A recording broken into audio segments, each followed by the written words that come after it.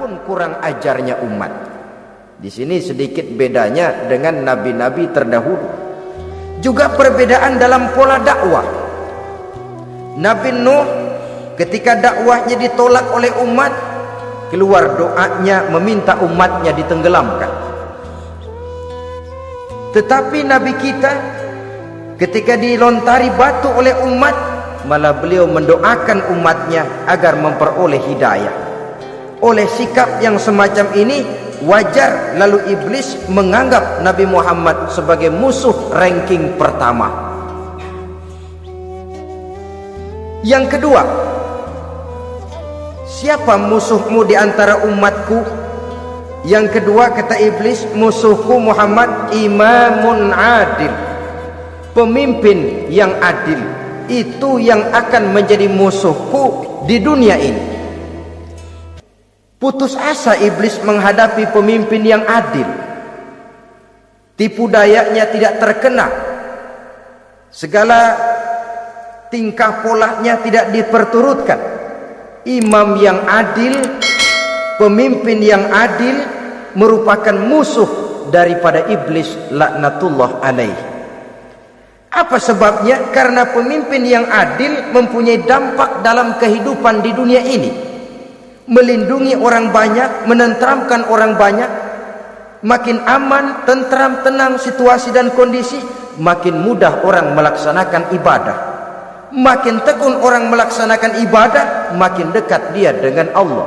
Makin dekat manusia dengan Allah, makin jauh dia dari iblis. Sebab dua hal ini selalu kontradiktif. Jika kita jauh dari Allah, tentu dekat dengan iblis.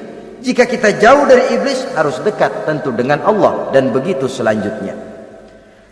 Dalam kaitannya dengan kehidupan kita sekarang, saudara-saudara, disinilah perlunya mempersiapkan manusia. Membangun manusia itu jauh lebih sulit daripada membangun jembatan. Membangun manusia itu lebih sulit daripada membangun gedung-gedung bertingkat. Termasuk membangun dan mempersiapkan calon-calon pemimpin yang adil di masa yang akan datang. Membangun jembatan penting, tapi lebih penting daripada membangun jembatan adalah membangun manusia yang bikin jembatan. Sebab kalau manusia yang bikin jembatan tidak dibangun lebih dahulu, saya khawatir jembatannya nanti habis dimakan oleh yang bangun jembatan. Mengaspal jalan raya penting. Lebih penting dari mengaspal jalan raya, membangun manusia yang mengaspal jalan itu. Sebab kalau manusia yang mengaspal jalan bermental rusak dan bejat, saya khawatir jalan belum selesai, aspalnya habis dimakan oleh yang ngaspal. Inilah pentingnya membangun manusia pembangunan. Semua tugas-tugas besar, semua pekerjaan-pekerjaan yang baik harus berangkat dari niat yang baik, berangkat dari hati yang bersih. Siapapun adanya kita, apapun profesi kita. Yang jadi kiai, marilah berangkat dari niat yang bersih. Yang jadi mubalik, marilah berangkat dari niat yang bersih. Niatnya itu mau menghidupkan Islam atau mau cari hidup jual Islam. Kalau mau menghidupkan Islam, mari sama-sama kita berjuang. Tapi kalau mau cari hidup untuk dengan menjual Islam, minggir saja daripada nanti bikin malu. Yang mengurus masjid, mari berangkat dari niat yang bersih. Ngurus masjid itu niatnya mau menghidupkan masjid atau mau cari hidup di dalam masjid. Kalau mau menghidupkan masjid, mari.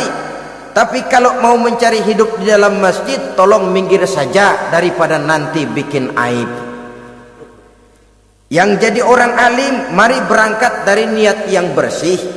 Jangan memperjualbelikan fatwa, yang halal dikatakan haram, yang haram jadi samar-samar, nanti membingungkan umat.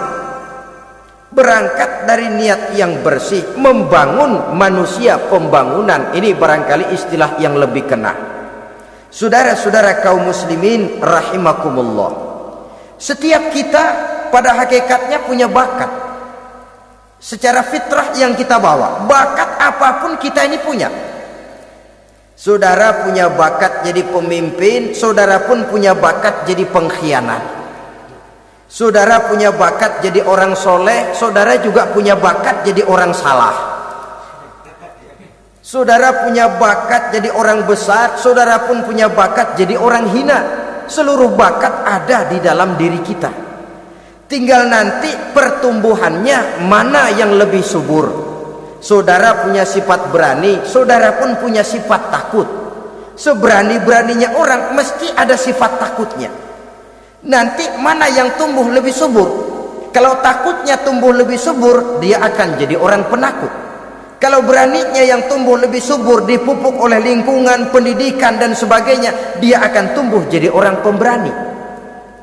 Oleh karena itu, agama merupakan lingkungan yang subur untuk menumbuhkan benih-benih yang baik yang kita bawa bersamaan dengan lahirnya kita ke alam dunia ini.